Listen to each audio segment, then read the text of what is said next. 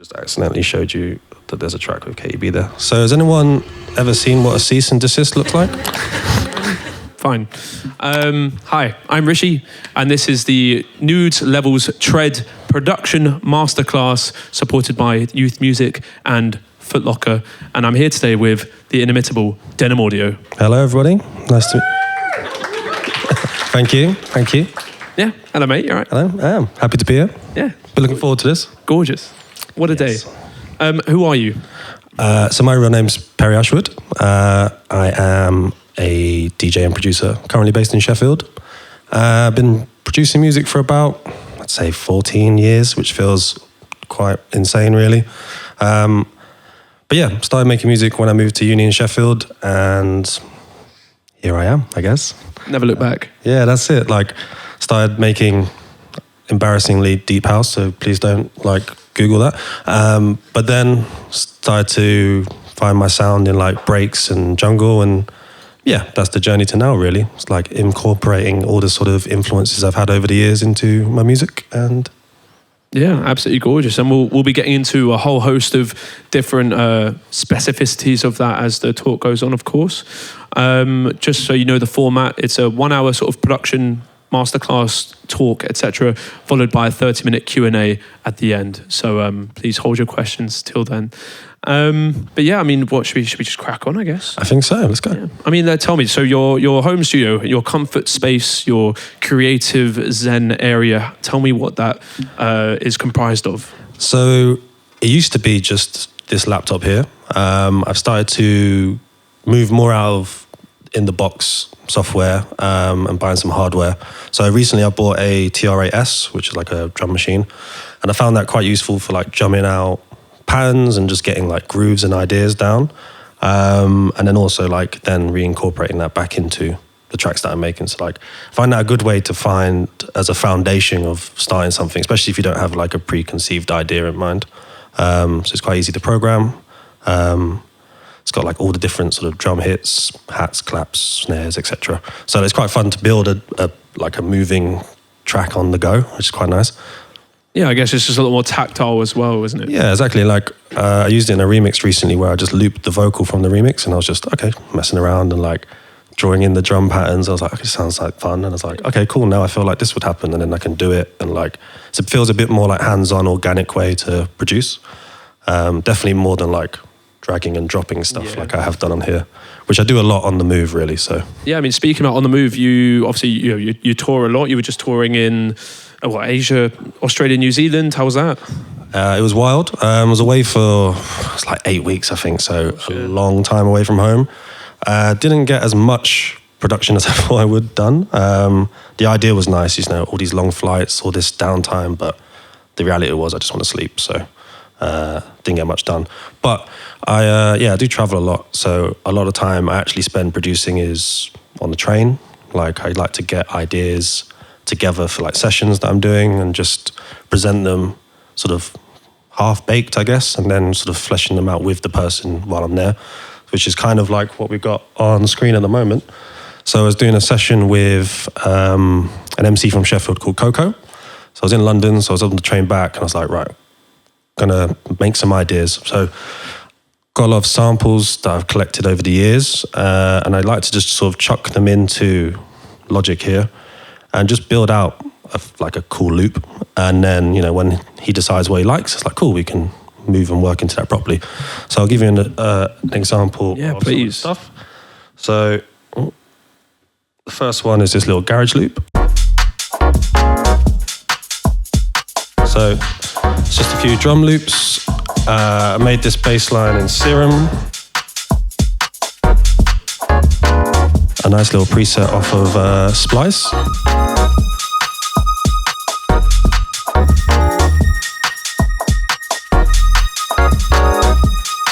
And then, yeah, it's kind of just the core idea, I think.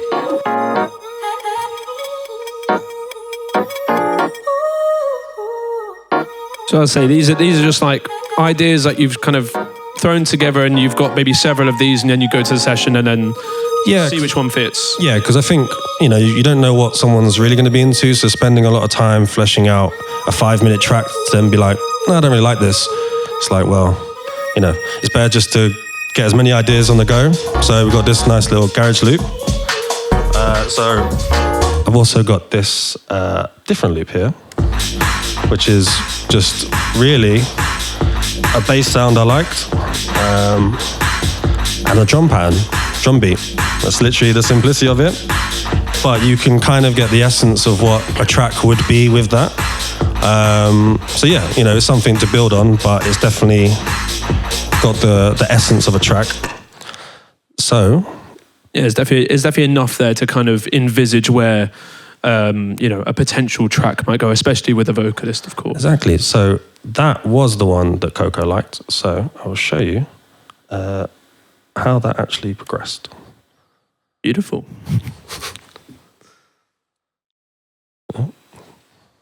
There we go. What stage of, just before we even play it actually, what stage of the production process would you say that this project you're about to show us is at? So this one actually is pretty much done. So we built the track out together. It's quite useful to be with an MC because you can get quite stuck in the ways of producing a typical dance structured track, you know, 32-bar intro, little breakdown, drop, etc. But MCs don't really work like that. So they want to be a bit more like snappy to the drop. You know, they work in 16s rather than 32s. So it's a bit easier to ebb and flow the track with them in the room. So it was quite fun to work with. As you've seen, that was like a 8-bar loop. So now we have a fully fledged track. So what I wanted to show you as well is this is the bass sound from that previous sketch. Pretty gritty, that. Yeah. So as I mentioned, like I like to use these sort of samples as a way to get the foundations going, like the building blocks. But you can use these sounds and manipulate them to make something quite new. So first off, I put a compressor on it to make it a bit punchier. So you can hear a bit more of that grit and warmth. Then I rolled off a bit of the low end just to give it this is a bit where I've automated this bit, so this is the worst part to show you, sorry. Anyway, so I rolled off a bit of the low end, which will make more sense in a minute. But then I've also put a side chain on here, so you can see it's a consistent noise, but then with this, it gives it a bit of movement to it. And so what would that side chain be then used for? So what this does is this is literally giving this space here room for a kick to punch through. So you can assign the side chain to this kick pattern here. So it's ducking the noise down every time that kick plays. So now, if I now play that with the drums, it's got a bit more of a wobbly bounce to it. Whereas if I take it off, it's a bit more of a, it can get a bit muddy and a bit like, doesn't have the same bounce to it. But now it's got a bit more, you can bop to it. And then, yeah, I started to build it out a bit more. So I've got this little snare, which is a bit ducked in the mix, I think. And then, yeah, this is how. Long time being where enemies lot, man, I'm far from me, cold war, like Devin. Watch me, see me go on, always do it properly. Coming like Jim Carrey, somebody stop me. Do your own before you approach me. No, for the long that I caught me, you got me. For sure, when I walk through the door, make you fall to the floor like it's 4x4. Checking up with the come and sound to the source. Course, man, I'm gonna give them what they're asking for. Blind, this one's gonna go blind. This one's gonna go deep inside your soul and penetrate minds. Outside and offline, outside and offline. 0114, rep for the call to the end. So with the acapella, Coco like has his own processes that he uses to get his acapella how it is. So what I've done is I've just rolled off a little bit of the low end here that he has in his vocal. And that way it doesn't clash too much with, again, the bass noise, the kick and all that stuff, but it still just sits quite nicely on top. So yeah, it doesn't really sound... I mean, what I was going to say, yeah, is that within that, obviously, I can see there's quite a lot of different, you know, you've obviously got different samples from, I assume, you know, packs that you've gotten, or, you know, maybe you've just collected them over the years. Are there any like particular favorites or any particular sites that I could maybe find some hard groove one loops? Yeah, I mean, like I use a Splice a lot. It's a great resource for just sounds in general, really. But like, there's loops, there's one hits. I try and stay away from vocal samples a bit too much now because I've had a few. Why would that be? So I had a single out start of year, which is called "Wasting My Time with You," and I waited from maybe September for it to come out in January, and someone released a track the week before with the same sample, and at that it came out on Black Butter, so like when they were pitching it to radio and stuff, everybody was favouring the other song with the vocal sample, so kind of killed it before it launched, really. That's really brutal, that. Yeah, but it's the nature of the game. Like, it's a great resource to have, As in Splice, sorry. Splice, yeah. Sorry, it's a great resource to have. Like, I can type in garage, find some garage loops, find some garage sound effects, and I can throw them in and build something on the move quite quickly. And then I can tinker it and make it, I guess, my own while I'm in my own studio and stuff. So, yeah, it's great, but there's obviously the cons of someone else. If you can find a vocal sample, then someone else can, basically. So, yeah, I try and stay away from that so much. But it's a great resource for, like, field recordings. You can use them for, like, atmosphere. And, yeah, there's just a whole, myriad of interesting stuff to find there. Do you know how many credits you have spare? Not a lot, because I downloaded quite a lot every week. Okay, fair. Yeah, no, I remember I had Splice for like a year, and I wasn't really producing that much, but I ended up forgetting that these £5 are going out of my account every month, and I ended up having so many credits, so I shared it with the friends. I don't know if that's legal, so I don't. It's fine. I didn't do that. It's fine. But it's good as well, because like you can also get presets on there, which is like a great. If you're not like me, so I was self-taught production. I learned everything I knew off YouTube or some mates. So I'm not very like articulate in terms of looking for what I want to do. So having a resource or like a library of sounds that I can go, oh, cool, that's like something I could use in this track. I wouldn't know how to describe it or even know how to search for it, but like it being there means I can use it and access it and try and use it in a way that suits the music I make as well. So like I feel like that helps make things a bit more interesting, right? So you can add sounds that you wouldn't necessarily be able to make yourself or even know how to learn how to do. So yeah, I try to do that a bit more now. And this is kind of one of them, actually. It's just like this preset called the Ghost Lead, but just sounds like this. And then it's got this nice remix effects. So if you're in Logic, there's a great plugin which is called Remix FX. Sorry, I'm not talking to the microphone, my bad. Which, if I put it onto this channel here, you will be able to hear the difference a bit more in...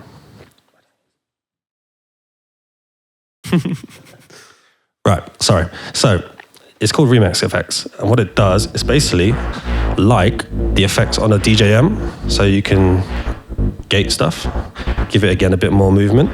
You can bit crush it. You can, has this repeater, so you can hit it on the note and it'll start to repeat stuff at different velocities, different repetitions. Gives you a bit of like an interesting way to modulate stuff. And then this is just a filter as well, so you can... But it's a great way, like again, if you don't know what it is you want to do, you can just have fun with it and like find out a way to do something interesting, creative, like, like you can find, stuff like that where you maybe wouldn't think about doing it, but the fact that you can then means, oh yeah, I can do it this way. So yeah, it's a great way to put you more hands-on in like that production side. Yeah, I mean, for sure. Like I'm sure there's a massive skill curve with trying to actually fully like create those sort of sounds about having presets. You kind of skip a bunch of that and just get to the fun bit. And actually on the notion of fun, you've mentioned sort of having fun with it and playing and sort of as part of your process. Obviously, you're a touring artist, you're a releasing artist, DJ, etc. How do you feel that you've maintained this notion of play and fun within something that is now in some way sort of monetized? Because that's something a lot of people struggle with. I mean, the key thing for me to make fun music is to try and be as authentic to me as possible, right? And maybe this will lead into another discussion in a minute, but I like to sample things that stuff that I have familiarity with. I grew up listening to a Caribbean household, so like I listened to a lot of dancehall, Motown. I used to like rap, hip hop. My first sort of foray into like underground music as a child was grime music. So like that's the first type of music I had to listen to one radio show on a Monday to like listen to it and like download YouTube rips to put on my MP3 and stuff. So like that was my way into learning about digging into music and the journey of my musical, I guess, to this point. So I like to sample those sorts of tunes that have had that influence over me over the years. Like I've worked with MCs like Trim, Fleur D, because they're the people that I was listening to when I was a kid at school, you know, with my headphone up my sleeve and stuff. But like, I feel like that level of like authenticity shines through because it's like, oh yeah, this guy's working with, you know, it doesn't feel like it's, oh, he's hype, so I'm working with him or whatever. Like, I kind of want to work with people that I have a vested interest in as a fan rather than, you know, as a producer or a DJ or something like that. So like, yeah, that's kind of what I treat as my sample source as well. A lot of it, I like to sample TV and film. I spend more time watching film and TV than I do producing probably. But if I'm ever stuck for ideas, I like to play, have a little game where I just pick a letter at random, like a little generator online. Yeah. And then I'll just go to my DVD collection and pick a DVD. DVD collection? I'm old. Blu-rays, come on. Oh, Blu-rays, of course. He's got class. Yeah, but like that's it. Like I'll pick something, like, all right, we'll go onto YouTube, highlights of this film, and there'll be something there, you know. Yeah. So that's always like, if you're stuck for inspiration, that's a great way to like kickstart something, you know, get something going. Yeah, just to keep it fun, I guess. Yeah. And also, you know, it's something that's personal to you. You know, you're not sampling the hypest film of all time. You know, it's like, oh yeah, this is that niche indie movie I like, and this is this nice dialogue that's in there. Do you know what I mean? Like, it makes it a bit more like interesting and creative, I think. Yeah, no, that's beautiful. I mean, on the topic of sampling, I think it's about time we address the elephant in the room. Do you think? Yeah. So has anyone ever seen what a cease and desist looks like? No. Okay. No, it's all right. You can see that. So, for those that don't know, I have a semi-popular song called Make Me that myself and Borai released back in 2018 on our own label, Club Glow. And back then, it was kind of, we put it out as, we self-released it because no one was really releasing breaks or jungle-y sort of stuff that we were doing at the time. So we started our own label. And no one really wanted to sign this tune as well, which is, in hindsight, kind of weird. But, you know, you have to see the proof first before you know, it is what it is. But, yeah, we built this label when we launched this release, which was Club Glow Volume 1, which was like an album. And yeah, it had a few moments where it kind of got some popularity and we were like, oh, nice, you know, we've got a hype song, nice. And then that sort of momentum died down and it was like, cool, that was short-lived, but it was fun. And then it got played by Annie Mac on Radio 1, so it had like its another wave of like popularity again. And so we was getting so many messages like, please put this on Spotify. And for ages we were like, we can't do it because of the sample will get done over. And 4 years had passed, I think. It was like, not last year, the year before. So yeah, about 4 years. And we're like, cool, everyone's asking, moment's gone now, they'll be fine. So we put it on. And I think within 4 months, it hit 1 million plays with no playlisting or anything like that, which is pretty crazy. And on the day that it hit 1 million, because I remember I put a lovely post up of like Dr. Evil, you know, like 1 million.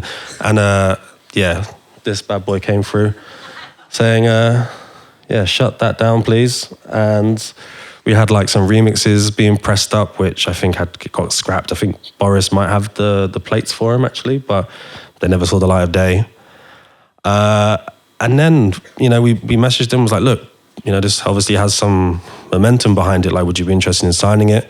And they shut that down, was like, no, don't talk to us ever again. Goodbye. And then, so we was like, cool, this is the end of the journey for it. You know, it was kind of a nice, in some ways, like line to drawn underneath it, you know? Like, it's been, for us, it's been something that's been around for like 4 or 5 years. So it's nice to be like, cool, this is the end. And then fast forward, like, I wouldn't even say it, it's probably like 2 months later, Lala, shout out Lala, played it on her Mixmag Lab and the clip went viral. And then I remember just being at home one day, and Boris messages me like, "Hey man, has this guy messaged you from this label?" And I was like, "Oh, well, let me check." And they're like, "Yeah," and about 4 other people. And I was like, "What the hell's going on?" And like within a day, we've had like all these A&Rs from all these labels like, "Hey, what's this tune? Can we sign it?" Blah, blah, blah, blah. So it's quite funny that within 2-month period, we've gone from this to releasing it with Sony, and they cleared the sample for us, which is amazing. And it even entered the charts. I think it went to 60 something, maybe. Woo, yeah. Also, silver disc on the way. Yeah. And then so it's a crazy track because from the inception, we never really think this is going to be what it is. You know, it's just a fun tune to play out. With the sample, it's like, you know, tying back into what we were saying about sampling, like the vocal hadn't been used for a long time, and I think that's what resonated with people because the tune that everybody knows is Strike, right? You Sure Do. 10 years, maybe 20 years. So like, it was time for it was fresh in people's minds that it could be nostalgic, but also it's something unique and new that people can kind of latch onto, you know, familiarity and the unfamiliarity. So I think that's why it did so well. And yeah, I think that's the nuance to sampling is like, if you do something that's unique to you, you know, personal to you, or something that like, think of one of these noughties bangers that you remember from back in the day, you know, think, oh yeah, what if I like put that over some speed garage or something, you know? Like just those sort of ideas could lead to like stuff like this. I don't think the door's been more open than it ever has to like cross over to major labels than it is now. And I think that's thankfully thanks to people like Interplanetary Criminal, Dance System, you know, all had these banging chart topping tunes. And they've done a lot for everybody in the underground, I think. So like, yeah, it's never been an easier time to do it, I think. Yeah. I mean, should we dive into the sort of go through the process as if you're placing yourself, however many, 5 years ago, as you said. Let's maybe listen to the original sample or something, and then sort of go from there. So we actually found the sample. It's on, I think it's like only available on the US extended version. This is Boris to a T, by the way. Like the US extended version, which is he had to order and then rip it and do all sorts of nonsense to it. So like it's only pressed like 300 copies in I don't know how much it must have cost him, but you know, dedication to the cause. Worthwhile in the end, I guess. Yeah, so I think it's not going to play. Because it's not going through the thing. 2 seconds. That's all right.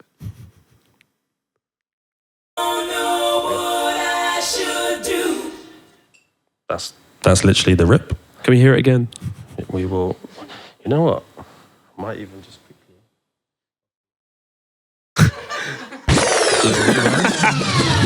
Don't know if you've ever used this at house parties, but that's amazing.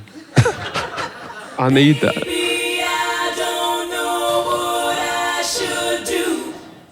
That's it. That's it. That's it. So that then moved to this project. So you'll have to bear with me because Boris had to send me this project, so I don't have all of his plugins. But what he's done is he's put this vocal in this channel here, and he's like played it in manually on his like he's played it as a MIDI note, or he's like assigned it to this sampler so he can time stretch it. So he hasn't really done a lot to it, but it's got this tape delay on it. So that's the dry version.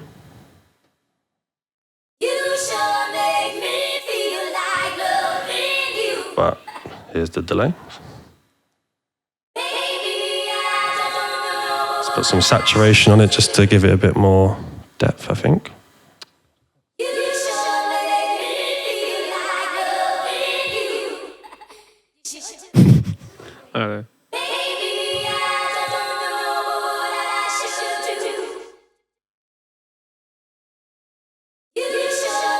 So yeah, sorry, that's the sampler.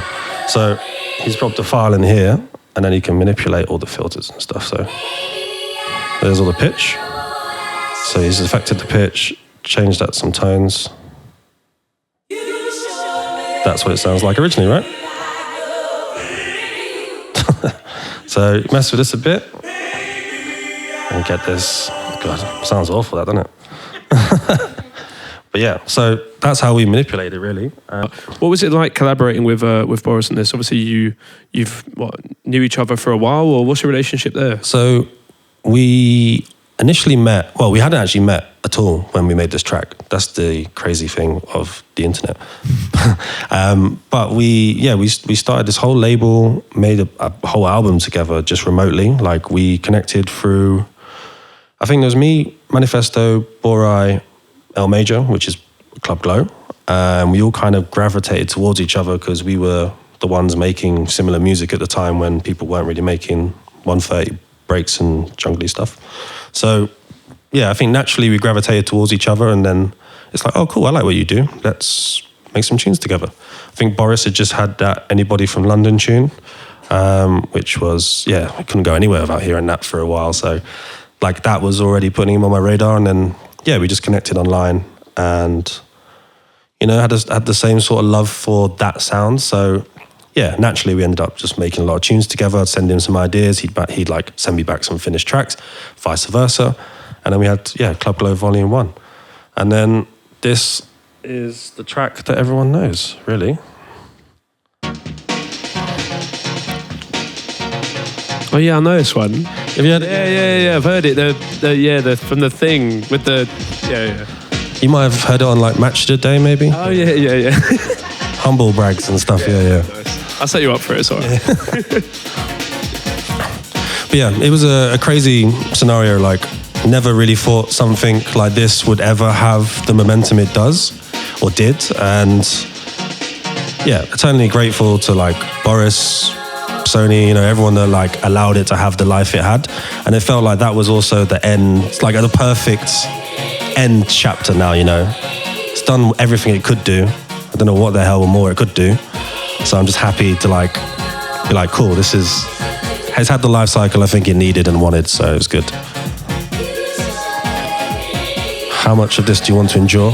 Well, we'll first 4 bars I drop at least, I reckon. It's got to be done. Yeah, all right.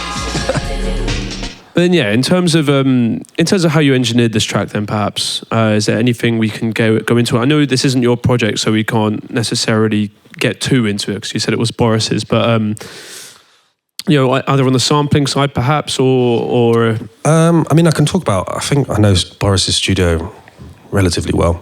So he's got a lot of outboard gear. So he's got like an Akai sampler. He's got a lot of stuff that if you were a rave DJ in the 90s and you walked into his house, you'd be like, I've gone back in time or something. Like he's pretty much like a spaceship lost in time type thing. He can process. He does a lot of processes with like the breaks and drums and basses that like really replicate the 90s sound. And I think that's what also adds to this track, is like it has that nostalgic vibe from the off, even before the vocal comes in, because it's like, oh, I know this. Like, I know this sound. I recognize this sound, So I think like, he runs a lot of stuff through like outboard gear. He's got a similar desk to that I have that like we use to overdrive stuff. So like he's got a Mackie desk that can run stuff in, distort it. Fun fact, the Mackie desk is what they used to make the first Gabba kick. Addison Groove told me that. So they ran a kick into one channel, twisted it all up so it was like distorted and red, and then made that go back into another channel, the same thing, and repeated that for 8 channels, I think. So you had the Gabba kick. So there you go. Yeah, cheers Tony for that one. Yeah. Wherever you are, Tony. So yeah, there you go. But yeah, like it's those processes are great because I think they're limiting in what you can do. So therefore getting such results out of it is fascinating. But I don't like to confine myself to it too much because I feel like there's a myriad of options available to me now, like plugins, sound, splice, hardware, like the drum machine, for example, that like aren't as limiting, and you can get a lot of results, varying results out of it. So I think that's a bit more of like my go-to process with it all. And so with this breakout track being so popular as it is, do you feel like the the sound and the essence of that track, do you feel like that is quintessentially Denham Audio's sound, or I think at a time, yes. I don't feel like, I think the journey that I've had with this track is probably different to a lot of people's journey with this track, is because they've either heard it at different stages. They might have only heard it last year, or they might have heard it 6 years ago. But it's always been like a big topic for people, like, oh, this is your track, blah, blah, blah, blah. Which is great. I'm very appreciative of that. But as naturally, like, my interests have changed and progressed, and I like a lot more like techno and hard groove and all these other genres like garage that I like to weave into the music I make now. So this isn't necessarily the perfect representation of where I'm at now, but it's definitely like a great representation of where I was at the time, and like something to look back on and go, yeah, that was a fun time. Do you know what I mean? Because it ties back into like being fun. This wasn't ever meant to be a hit. This was just having some fun and like making a track. So yeah, it's got that sort of. It is of the essence in terms of like wanting to make fun music, but in terms of like sonically, I'd say maybe my stuff's progressed a bit more from there. But again, that's probably down to like knowing how to do things a bit better, or knowing how to do different things, and stuff like that. Yeah, no, gorgeous. Did you have any other sort of production related things that we wanted to go over? Yeah, we've got some other things on the list, but I just want to make sure we have the technicalities. Have a look. Tell you what, I was working on this yesterday. Yeah, so I see some of that new audio. We can talk about. So, on the subject of samples, so you've obviously seen that I've been lucky enough to have a sample cleared, but I've also had quite recently been unlucky to not have a sample cleared for one reason or another. I actually don't know if they could actually find the person that owns the rights to this song. So the flip of having the sample cleared is that we can have it resung. So I wanted to show you two versions of a track, one with the original sample from a 90s song that I sampled, and then the resung version by a singer that's as close as I think we can get it, to be fair. And sorry, just for clarity, was this major label? Did like a Sony get involved to try and clear it? So it was at that same level? Or? Yeah, sorry. So this is the third track of 3 tracks I was doing with Black Butter. So this is the third one. Was meant to be out by now, but we've just literally been stuck in this like perpetual loop of trying to clear rights and publishing and stuff. Oh, yeah. So this is the original version.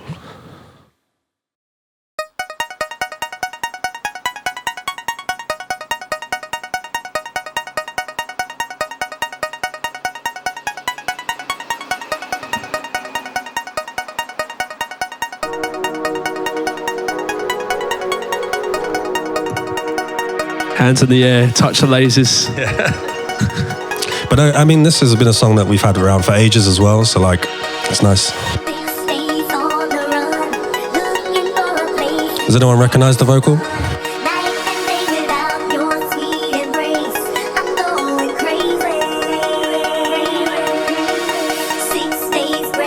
Nice? Yeah, I like it. We'll let it drop and I'll show you the other version. Makes sense.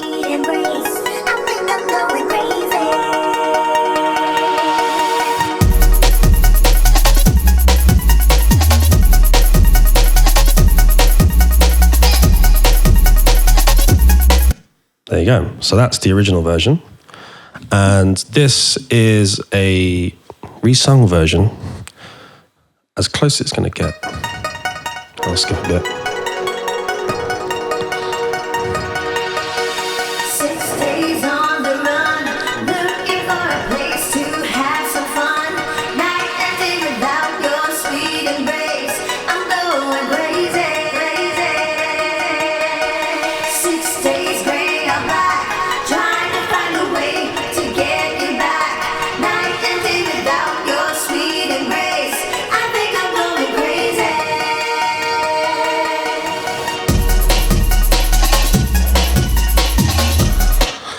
So yeah, in essence, the same song, but like that's one of the processes to get around clearing a sample is to have it resung. Then it's a whole different ball game with like publishing and stuff. But Do you know why? I mean, we don't have to get into it, but like why? Because is it not like genuinely a question I have? Why does that make it completely okay? Is it not still the same melody and stuff? Or so this is not. I let other people deal with this stuff. But, my understanding is the sample is owned by the master of the track. So if you release a track, you own the rights to it.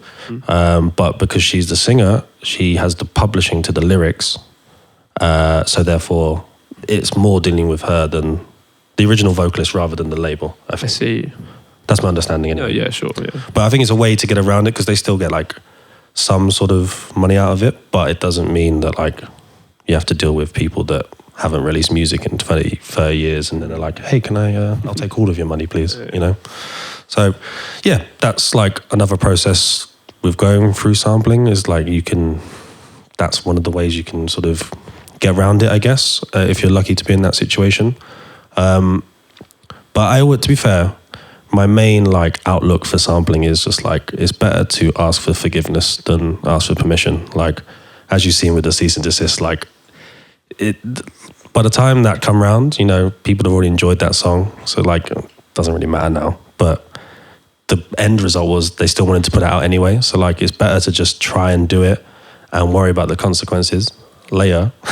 Don't know how responsible of me this is, but like, you know, so what? Yeah, if I should, like, just have fun. Yeah. Like, you know, that's what we do it for. You know, like to make some fun music that people like, and like if someone's gonna take it down off the internet, so be it. Like, yeah, it's just a dub then, isn't it? Yeah, exactly. Even better. Makes it more popular, if anything. Exactly. Yeah. So yeah. No, okay, yeah, gorgeous. I mean, obviously, contextually, you know, you've been making these sort of tracks for a long time, but there's obviously a lot more sample-heavy things, both in the charts and in the clubs. You know, how do you feel like the last sort of 5 years of, you know, because you've been a part of it and witnessed that whole thing happen, you know, do you think like there's too much of that going on now? Is it still just a focus on having fun, or should there be more of a scope for original music, like completely original music, or?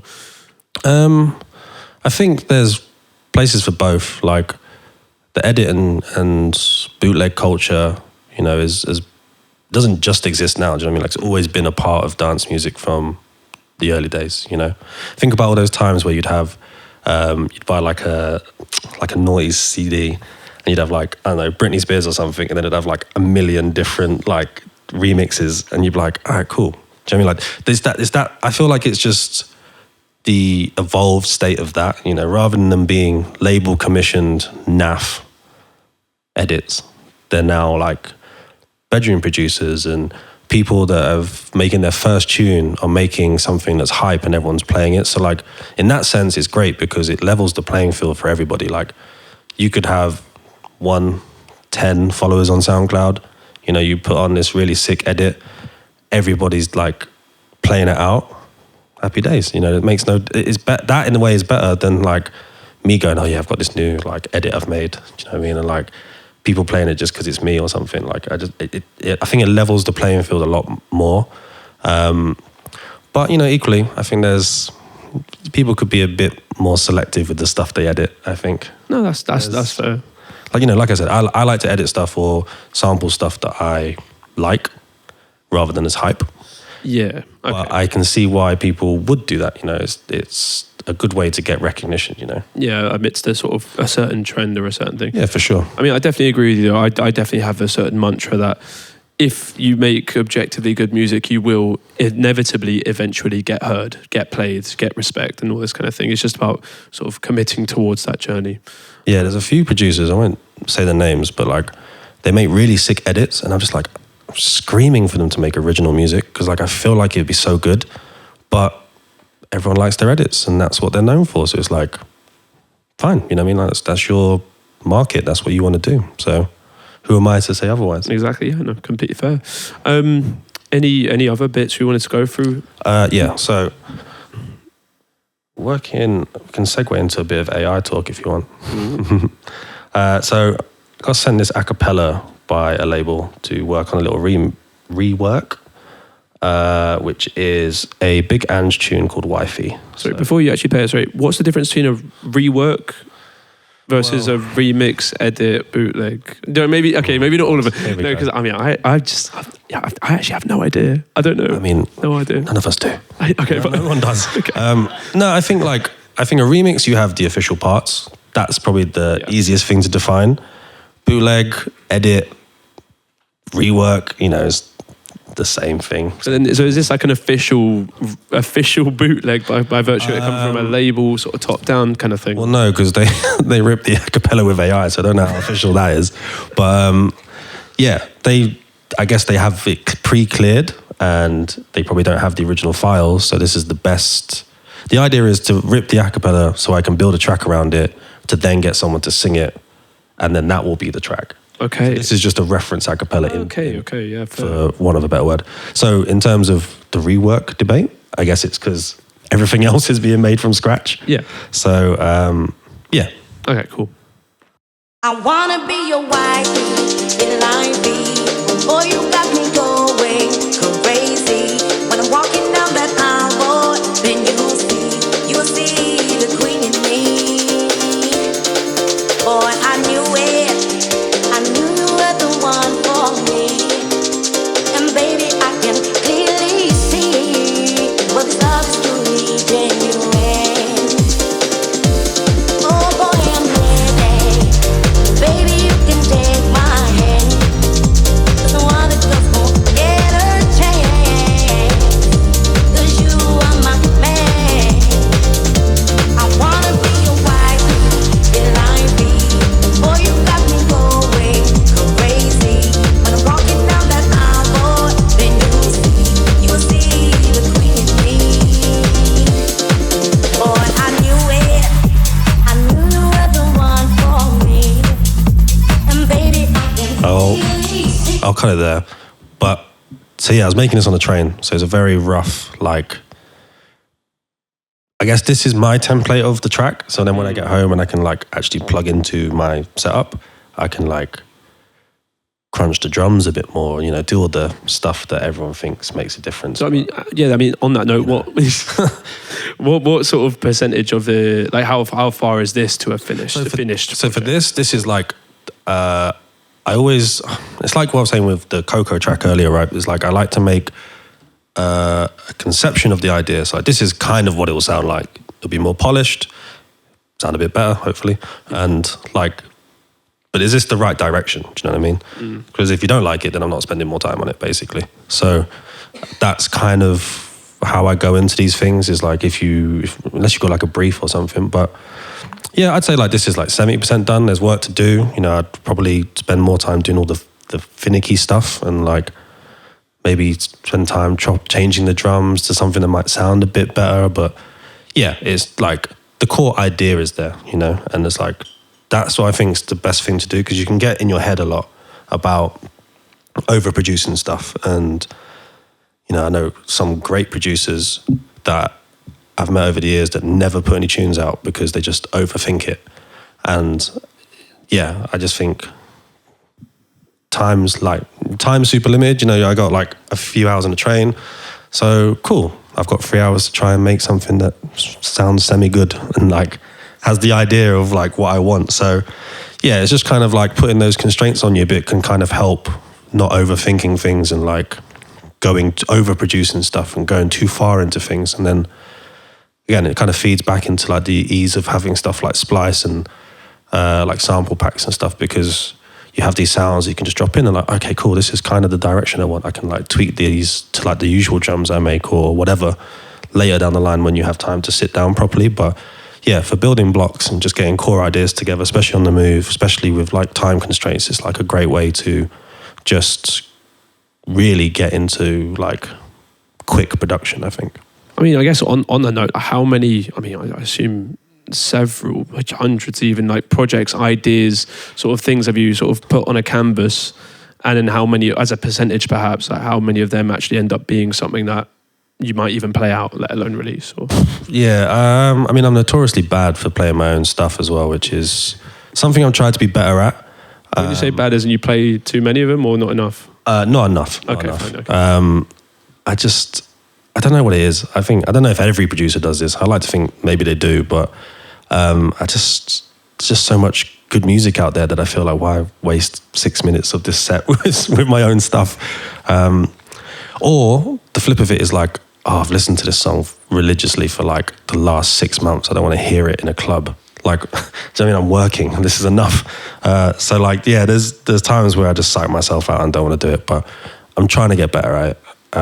But the translation from like idea to finished song to the club, I'd say it's quite low. I'd say like 10% maybe. Yeah, fair. Wow.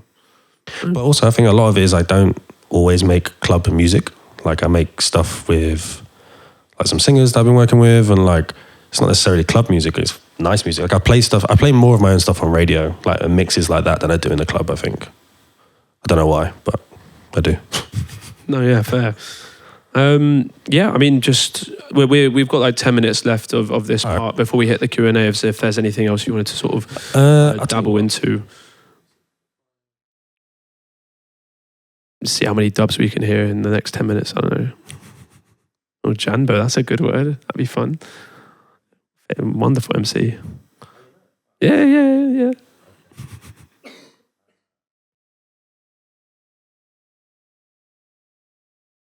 That'd be funny if it was something weird though. Oh God. Cool. Okay. So yeah, I worked with an MC called Jambo, who's very sick. So you should definitely check him out. Weirdly, I first noticed him on TikTok, which he just had like one of his music videos just kept coming up on my feed, and I was like, oh, this guy's kind of sick. And then my manager was like, oh, I think there's this MC I think you'd be quite like into. You should work with him. And then kind of forgotten like this whole TikTok thing, which is classic TikTok really, isn't it? But then sending this tune, and I was like, oh, I recognize this guy from somewhere. It's really bugging me. And then yeah, it turned out it was him. So we ended up making this tune together. This project, annoyingly, is so I bounced the acapella out. The instrumental, which is the bottom channel, and then we comped his vocals to record them live. So that's what you can see here.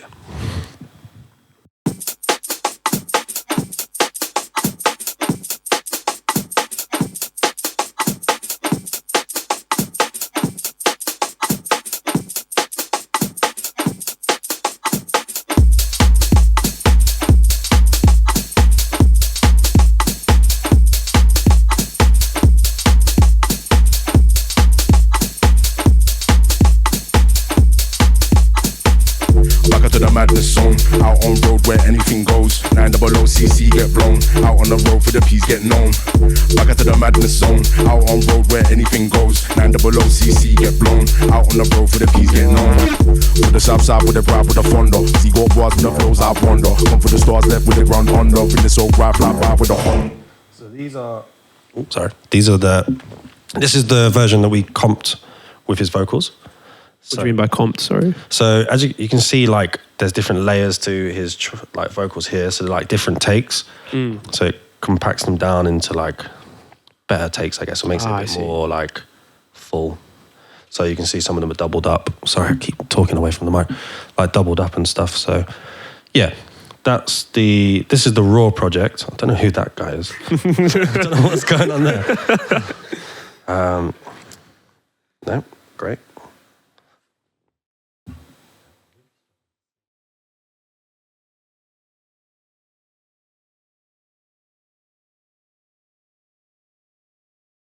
Nice. Hopefully you don't have to see that guy again. Yeah, here we go. So, again, I've taken his version and I've now put it into.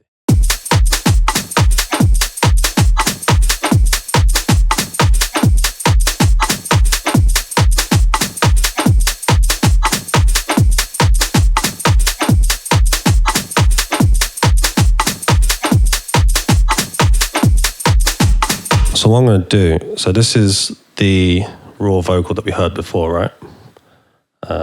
Which is this. Back into the madness zone, out on road where anything goes. 900cc get blown, out on the road for the... So there's this really sick plugin that was free, I think, called Silk Vocal. Now, it's quite insane how good this is, that it'll take something raw and make it sound like professional. So again, this is what it sounds like. Back into the madness zone, out on road. Just kind of gives it a bit more depth. The low CC get blown, out on the road for the peace get known. For the south side with the rap with the fondo. As he got bars with the flows, I wonder. Come for the stars left with the ground under. In this old ride, fly by with the Honda. Slumping this night as life get dumped off. Heard they gon' talk too much, get pumped on. Now everybody's road, bro, jump off. Jambos hot like a fresh like one ton. Talk too much in the Bronson, not gonna harm nobody, that's nonsense. We know sift to the breeze, go on one. Jambos up at the blocks in Hong Kong. And the condoms and snake go jump off. No, it's not one of those days you could stunt on. We were big back then, but that's long one. Spin that sick, that shit was gone wrong. Back into the madness zone, out on road where anything goes. Below CC get blown, out on the road where the peace get known. Back into the madness zone, out on road where anything goes. Below CC get blown, out on the road where the peace get known. I like to put a lot of like sound effects in my tracks as well, especially if there's like a fun topic. So there's a hell of a lot of like dirt bikes. There's a lot of dirt bike sound effects in that one, which is quite fun. Maybe overdid it. But you know, but yeah. Nah, there's no such thing. It's all right. But yeah, but that's it. Like I think stuff like that as well. I'm just having fun with it. You know, he's talking about a 900cc bike, so why not chuck 101 different bike sounds into the track? You know, Sound splice as well, yeah. It was Probably, yeah. So yeah, I mean, this is it. Like the one thing I want everyone to take away from this really is just have some fun. Do you know what I mean? Like these tunes have a connection. Like they're a very personal thing, right? You're pouring all of your experience, your talent, everything that you know into making these tunes every day, or as much as you can. So like, you've got to have fun. You've got to remember that, because it's very easy to compare yourself to other people. It's very easy to see peers of yours like what you perceive as being more successful than you, but you got to hold on to the essence of like the stuff that you're making is what you want to make, and you're having fun doing it along the way. And that's what I try and do every time I open Logic. That's really cute. I know. That's really sweet. But no, it's also. I think it's also very important as well. Yeah, it's like fundamental. If you're spending a time, energy, effort, resources, all of that, then you fundamentally have to try and enjoy it at least. Yeah, because and also like I've only just within the last 2.5 months, I've only just gone full-time music. So I'm now trying to learn that myself, because every day I'm like, right, I'm trying to get into a routine of making music every day, and like I'm doing sessions with people that maybe I wouldn't necessarily put myself in the room with. It's not necessarily a bad thing. I quite like the idea of mismatching things that you wouldn't necessarily think would work in this like world, I guess. And I think also, sorry, just to another tangent, but like that's kind of something I like to put in my music as well, is like, what would a trancey Denham audio tune sound like? Or what would a grimy drill Denham audio tune sound like? You know, all these things that like couldn't be further away from each other. And like, how do you recontextualize into something that makes sense and also have fun? So yeah, you know, I get put into these rooms with people, and I have to try and remember that, sure, it's a job, but you know, I want to have fun. I want to make fun music. So I'm trying to learn that, like relearn that myself as well at the moment. Yeah, so it's a beautiful and an arduous journey at the same time.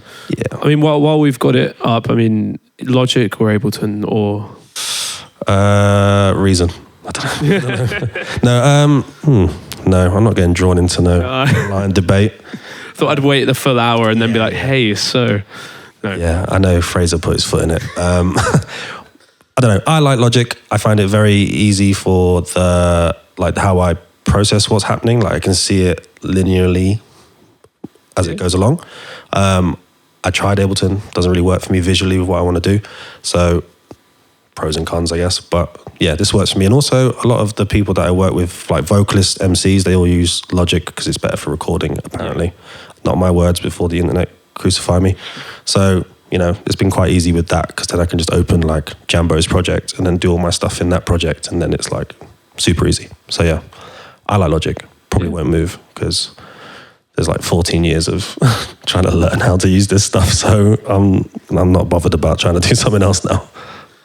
Just as a say someone's not really produced before. say someone's not really produced before, what would be the quickest and easiest way to get up get something put together? What would be your advice to someone that's like, hey, I really want to produce, I love your music.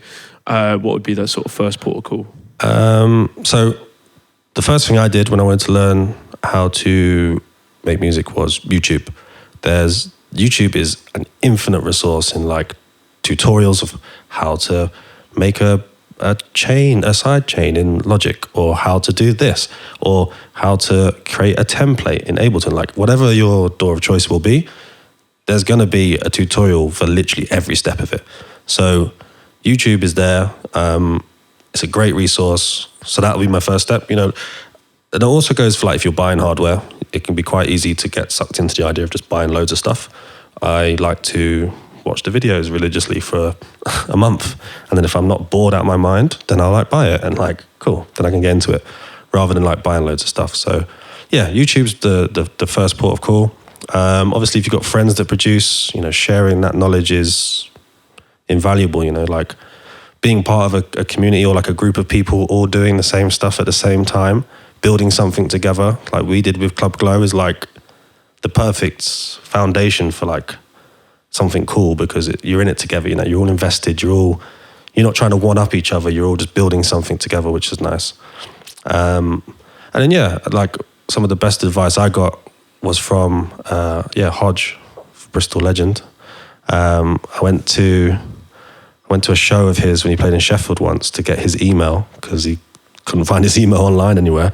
And he like sat me down and was like, yeah, so the best advice I can give you is just put out as much good music as you can, like release music frequently to the point where people can't ignore who you are. Like the music's such a consumable thing now, like the hottest hit of the week will be old news in 2 days' time, So the only way you're going to stay relevant is if you're constantly putting stuff out until you don't have to. That's the aim, right? You don't have to put out stuff because you're still doing shows, you're doing other medium, but at that time when you don't have a radio show or you're not doing the shows as much, then putting out records, self-releasing, releasing on labels is like the best way to go, I think, because you can send your music out to people. It's like the same we were saying with the like edit bootleg culture is like someone can put their first ever produced track on Bandcamp and everybody's playing it, So like you just got to put your stuff out there. And I know it's a very daunting thing. I was daunting about doing this production course. Like, oh my God, I've got to show people these tracks that I've been working on. And I'm like, damn, well, these are like not good. But like, yeah, you just got to bite the bullet and do it, because what you might think is all right, someone might go, oh, that's sick. So. Yeah, well, thank you very much, Perry. I mean, that concludes our 1 hour sort of talk, and now we can open it up to Q&As from anyone. Yay! Yay! Thank you. Thank you. Yeah. Beautiful. Yes, microphones, that helps. Q&A, anyone? So anyone want to supply the Q part? Easy. Okay, so you do your work on a train. So the train is leaving. Take us through the process. I thought this was going to be like a maths question or something. Hopefully I can find a table. That's the key to the comfort side of it. If not, then I'm on my lap like this, which is not great. But yeah, literally just have my laptop, my headphones. So a good example was with the Coco session I was doing. We spoke before, he was like, I want to do some garagey influence stuff. So I was like, cool. I've got garage vibes. I've got these sounds. So I go through all my list of sounds, I guess, like samples. I'm like, oh, that sounds nice. I'll just chuck them all into that project, and I'll have like a project that might have 50 of just sounds, loops, whatever.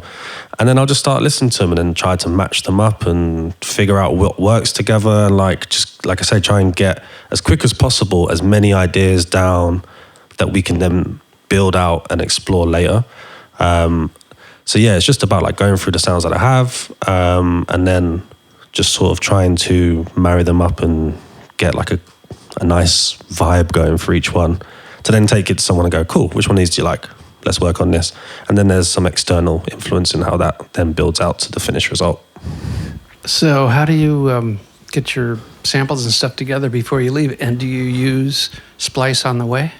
Not so much on the way, just because I think you need to be connected to the internet.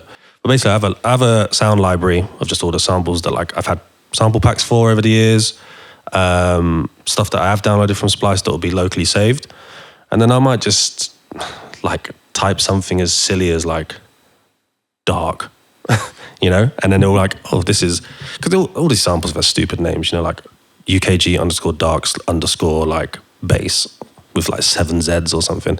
So you're like, oh, cool, that sounds cool. Drop them in, or like, you know, there might be a bit more specifically labeled like breaks, so I can just go and run through all my break beats, which I have millions of them, which can drive you insane if you're like going through them all like that quite quickly. But it's just like, yeah, there's certain sounds that I like to use a lot, so that I like to use the 909 hat.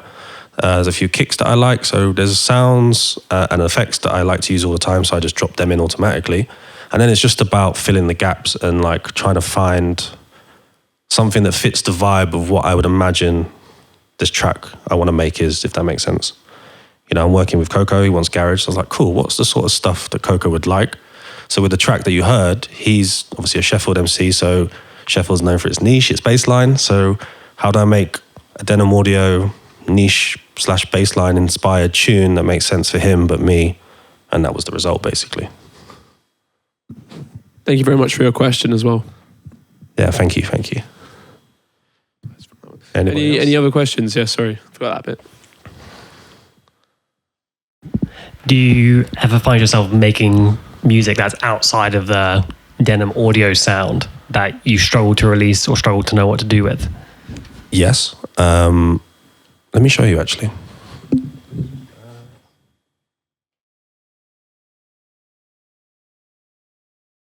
I guess that question goes sort of part and parcel with what you see yourself as in terms of sonically, I guess, as well.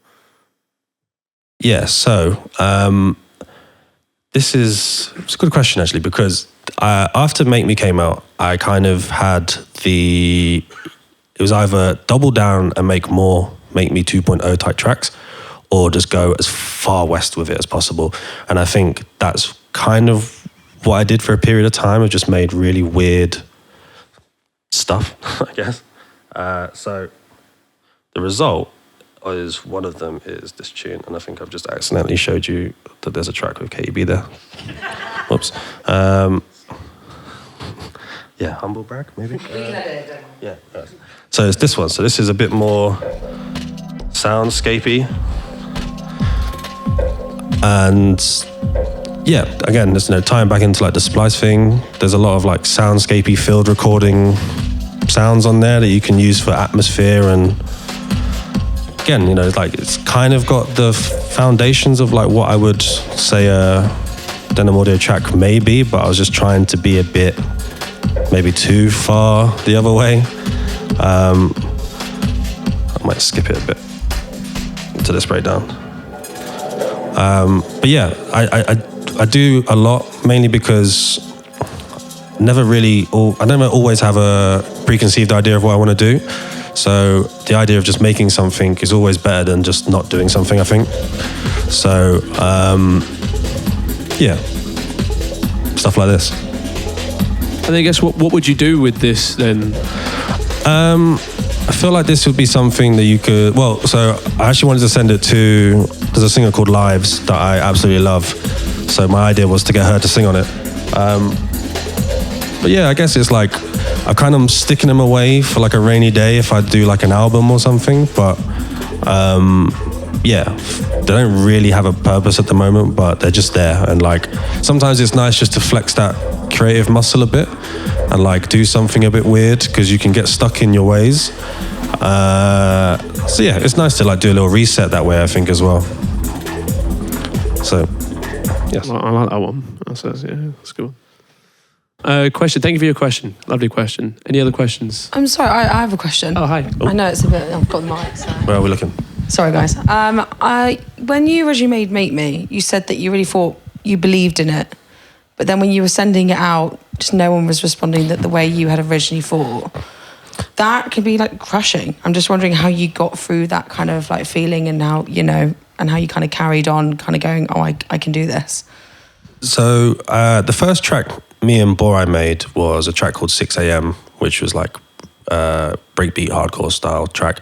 The original plan was meant to be that, which we had 2 mixes for, Make Me and another track, which we sent out as an EP to a bunch of labels that I won't mention. And literally no one was interested. Like again, this was at a time where I feel like breaks wasn't necessarily the most popular sound. So there was that element to it. I think there was it was of a time where a lot of labels had their own identity. Like you think of all these legacy labels, not legacy, that's a bad word, but like these labels that have like been around for a while, they all have a very unique sound signature that they're known for, which is why they've lasted the test of time. So like they didn't fit on those labels, and there was no smaller labels to do something like that. So yeah, it was a bit like, oh man, no one wants to release our music. But because of that, we started Club Glow, and we were able to form like our little collective and like this label and radio show and party series and all this stuff, just because no one else wanted to do it with us, you know? So it just, I guess, yeah, it's soul destroying in some ways, because you're trying to get heard, you're trying to get known, you're trying to get that level up from where you are at that time. But in hindsight, if that had been the case, then we maybe wouldn't have started our label and done all the parties that we've done, or like released 4 cassette tapes and 4 vinyls and all this other stuff that we've done, that like all stemmed from the idea that, well, if no one else is going to do it, then we'll do it, you know? And I think that is, it's so easy to release your own music now that you don't want to overthink it too much sometimes and just do it, because you never know what's going to happen from it, you know? Yeah, I mean, I think creating something beautiful out of, as in Club Go out of a very sort of less than optimal moment, we'll just call it for now, but is sort of a testament to the kind of mental game you have to play every day when, I say, when all of your friends in the scene are also technically your competition, when you see other people succeed in their own ways, etc., etc. It's like you do have to, and then while also taking it full time and creating music as a job, so to speak, to maintain that mental sort of solidity to keep doing it and doing it well. Yeah, I think like, just to be like transparent now, like I'm having this moment now, right? I've just come off the back of Make Me, signed to a major label. I've signed a 3-track deal with Black Butter, which 2 of the tracks are out. The 3rd one showed you earlier. And now it's like, cool, I've been doing these sessions with people. I've got that tune with Jambo that I really like. There's like a bunch of demos that I've worked on that I really like. And now it's about, cool, where do these sit? Because you have these A&Rs at major labels that are like, well, it's nice, but like it's not gonna top the charts or anything, And like that's never the expectation when I make this music. But then I kind of find myself in this weird like middle ground of like underground and major labels. So like these people hear the stuff first, and then it's like, oh yeah, but it's not really for us. So you're just like, oh. So it can be like, I'm still dealing with that sort of emotional side of it now, but it's just like a different level, because you're like, right, well, I'm in the door.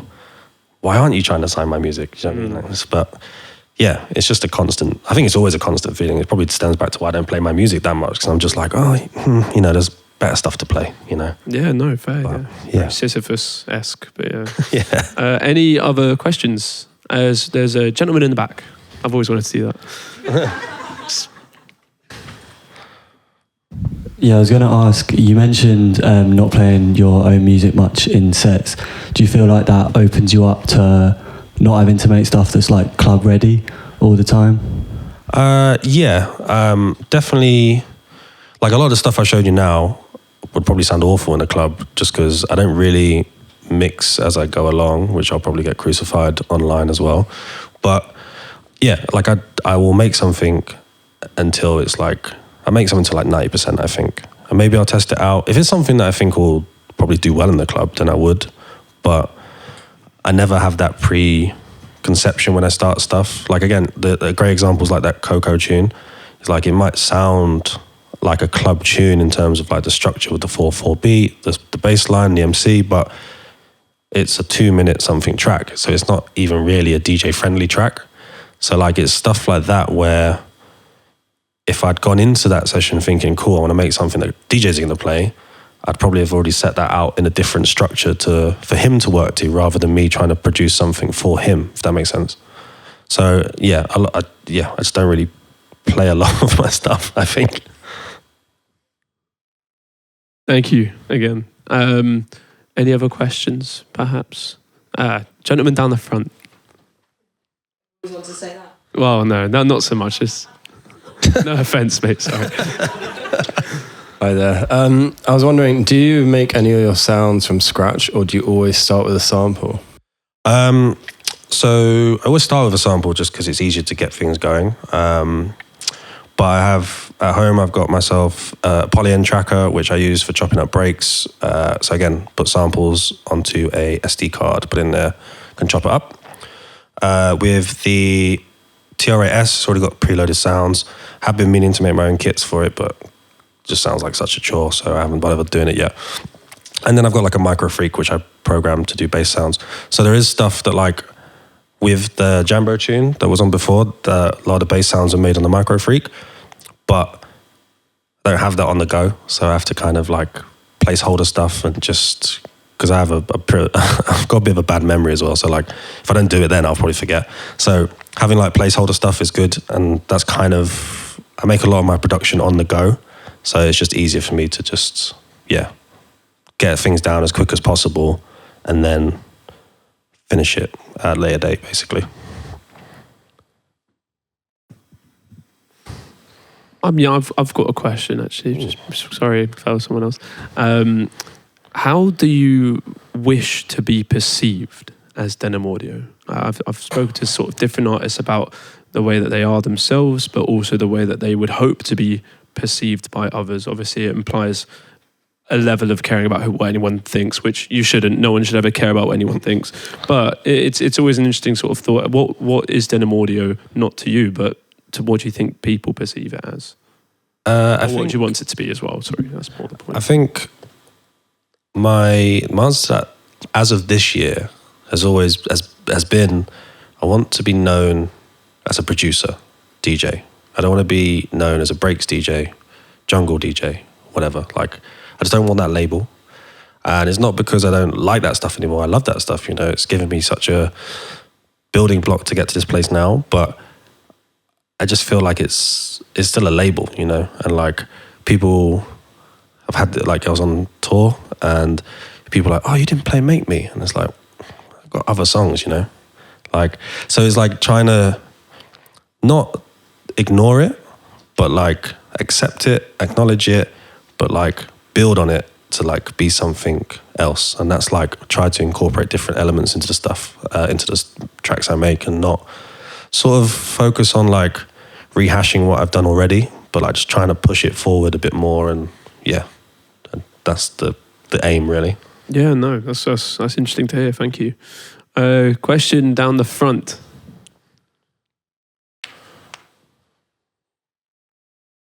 Ooh. Do you ever find it hard to strike a balance between the aspect that's like knuckling down, getting in the studio and putting out tracks versus like being out, being in the scene, like getting to know people, going to shows and just like staying relevant and present in what's going on? Yes. Like I said earlier, I'm actually not as prolific at making music as people would maybe imagine. I spend a lot of time watching TV and film and gaming. Production is probably like 10% of my actual time, but that's changed now that I'm doing it full time. I'm trying to treat it more like a responsible adult. But over the last year or so, I have been trying to be like on my days off, I'll go out locally. So for those that don't know, from Sheffield, so I try and go out to like local nights, be a bit more involved in like local stuff in the scene, and just like trying to champion what's happening in Sheffield a bit more. So like trying to contribute to that, because it's all well and good being like, oh yeah, I'm from Sheffield, but not doing anything about that fact that benefits anyone else apart from myself, right? So I try to be a bit more like local, like active locally, whether it's like charity events or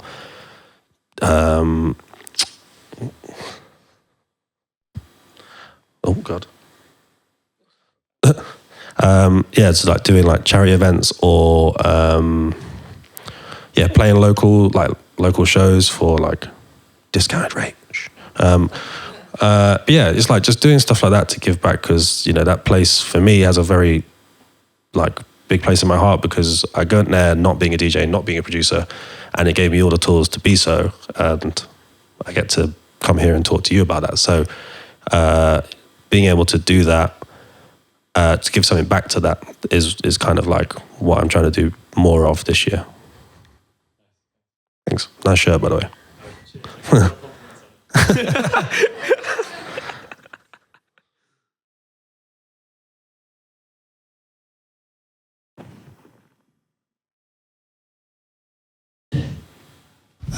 What would be your desert island discs? Ooh. If you had to choose, say, 5 tracks that massively influence you, doesn't have to necessarily be dance music or whatever. Influence is a difficult one. But first album I would take, if I'm allowed to take albums, not tracks. So my favorite album of all time is by No Worries, which is called Yes Lord. New album comes out next week. This isn't a shameful plug. I don't work for them, but it's sick. So that's my first album. Trying to think of like big influential tracks, really. Whatever that mad track was on The Matrix, the first one. You know what? I'll tell you what's crazy, right? Is like, sorry, it's just sparked a whole thing. So, told you I like games and film and stuff. So, and I make a lot of breakbeat infused stuff. I didn't realize until a couple of years ago that all the soundtracks to these video games that I was playing as a kid are all breaks, rave, jungle. So like the influence has always been there, and I just haven't even clocked on. So like the soundtrack to Ape Escape, amazing. Ridge Racer, amazing. Wipeout, amazing. What's that, subliminal? Yeah, literally like, and I guess you don't really like notice it as a kid, like there's nothing to go, oh yeah, this is jungle. Do you know what I mean? Like I'm just like, oh, this is Wipeout music or whatever. But yeah, it's definitely like played a part subliminally or like subconsciously into like the sort of stuff that I make now, I guess. So Island Discs. Anyway, yeah, sidetrack. Yeah. So maybe like the 3 soundtracks for those places. And not the games though, just the soundtracks. Yeah, of course, yeah. I'll tell you what I'll do, like as just as a Hail Mary, the track from Blade, Blood Rave tune. That's sick. Acid. Yeah, but you didn't know it was acid then. I didn't know. Oh, yeah. But it was sick.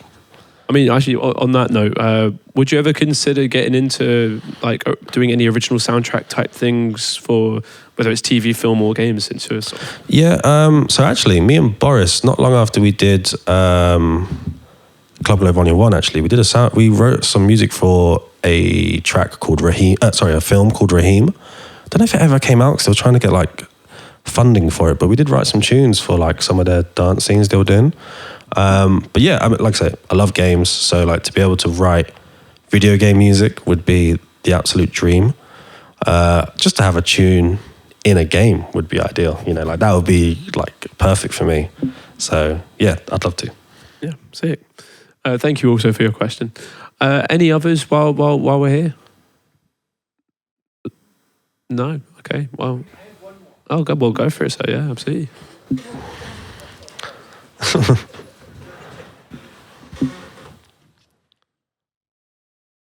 What about AI? Interesting. Oh, God, yeah, we were talking about this earlier, weren't we?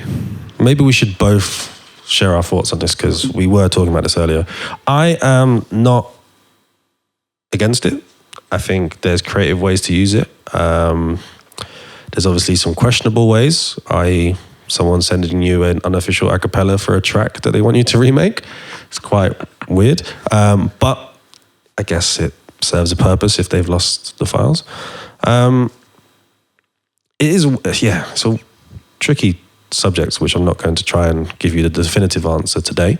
But I'm not against it, really. Like, I think there's creative ways to use it. It could be used in the same way as Splice, right? If you're someone that's never used or doesn't know how to program a wavetable, but you have a certain sound in mind, if it can generate that for you, sick. Like you still added some input to it. So I feel like that is a useful use of that tool. Where if you're like getting it to generate whole tracks, I mean, that's not really great. Yeah, there is a thing I've seen. There is a thing where it's you literally type in what kind of music to sound like something else. See that, I'm like, that's a bit iffy. But if you want it to, like vocals, I think that's a bit iffy, trying to have an a cappella that sounds like... Oh, yeah. Name somebody, I don't know. Yeah. But like, yeah, I think there's creative ways to use it, which I think will be cool and will speed things up like it does for like Photoshop and stuff. A lot of my friends that are graphic designers use AI all the time for like expanding images or like avoiding copyrighted stuff, which is quite useful. Do you use AI at all in your sort of day-to-day life? No, maybe I should. No, my aunt does. My aunt does. She thought she was putting me on Chat GPT. She was like, "Oh, I had to send so many letters out, and I just put it in this Chat GPT thing, and it did it all for me." And I was like, "Oh, okay, well, Actually, this is how am I getting?" Anyway, yeah. I've used Chat GPT for to write me a very strongly worded letter to a hotel. Which is definitely going to get me on like DJs complaining or something. Yeah, I mean that's. Well, I mean, do you want to tell us why you were complaining, or is no? We haven't got enough time. No, fair. Good use of AI though. Yeah, I mean, does all the hard work, right? Yeah. Was there any other questions at this stage? Ah, yes, gentleman in the middle. Yeah, done it all.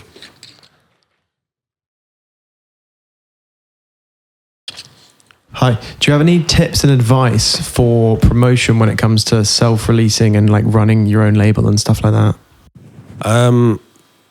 Yeah, I think there's the first tip is don't try and do everything, right?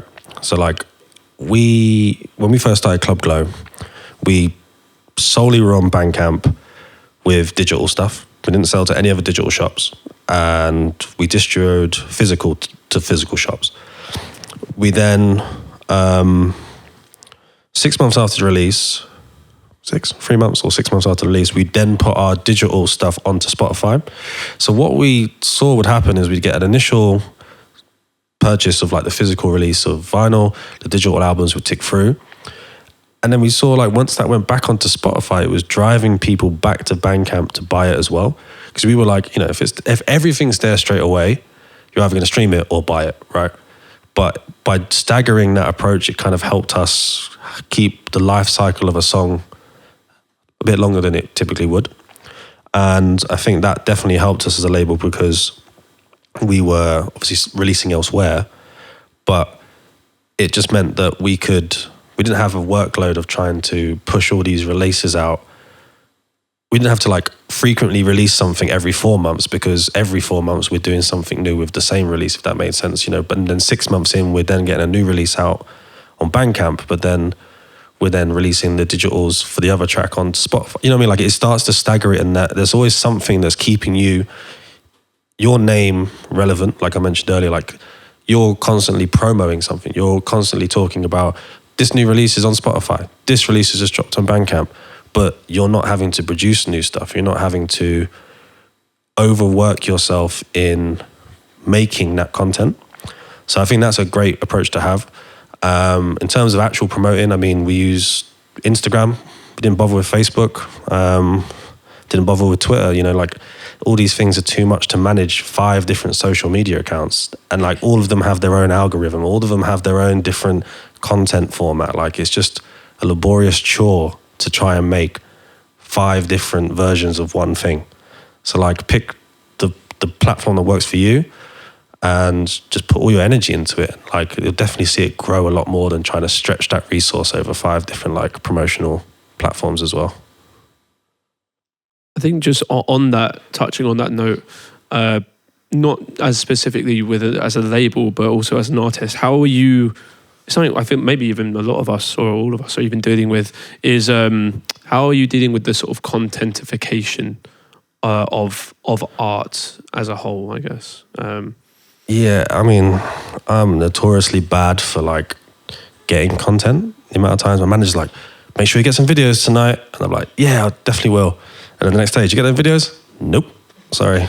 So there's that. I mean, today I got some videos for a show that I played in Sydney. Shout out Mincy, where is she? Hey. And my manager's like, yeah, post them today. And I was like, yeah, I will. And then I haven't. So, you know, it's just like, even when the content's been given to me, I'm like terrible for doing it.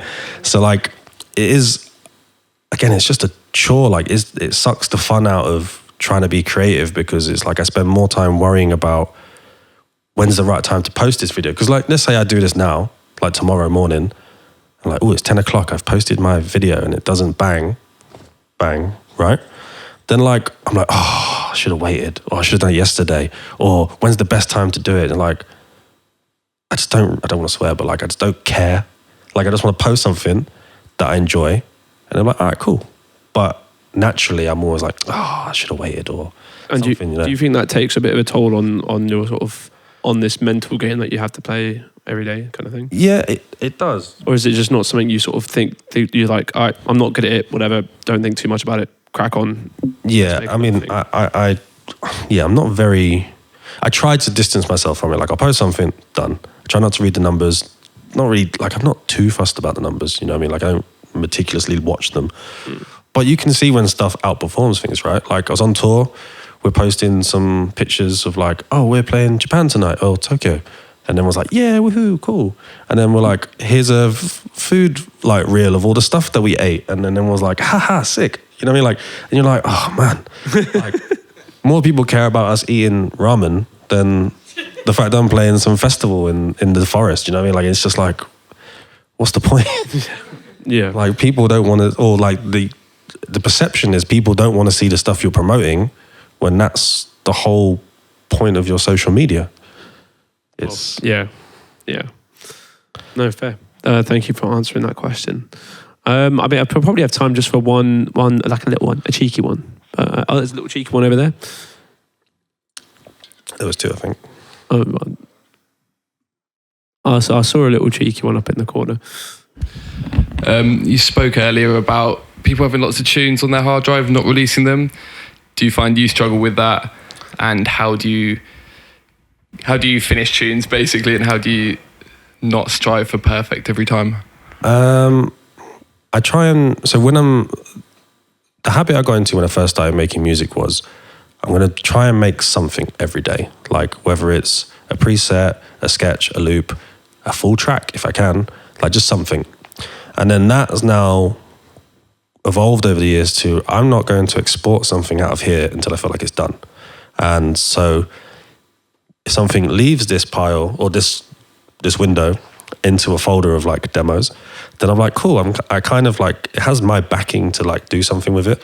So it gets put into a playlist and I send it to my managers and they're like, oh yeah, I like this track. And then I'm now in this weird limbo state of like, beforehand I could send to some labels directly and you could have the conversation with the label and you could like, it was of a time when I was releasing like 4 tracks, 5 tracks on an EP. Now it feels like it's all singles.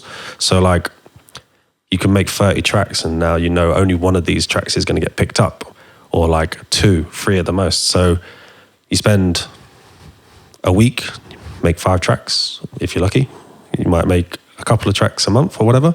But then ultimately it's like the best one wins type thing. So it's a tough game. I'm sat on stupid amounts of music, good and bad. Don't know whether it'll ever see the light of day, hopefully. But then this is where like stuff like Bandcamp comes in, right? So if this stuff doesn't ever get picked up by labels, then I'll probably just drop it on Bandcamp at some point and just be like, cool, this is the track I like. You know, like the tune with Jambo, if that doesn't get picked up, I love it. So I want to put it out. Yeah. Thank you. Any final sentence to round this whole thing off, perhaps? Oh, I don't have anything like very proverbial, but thanks. Yeah. I guess.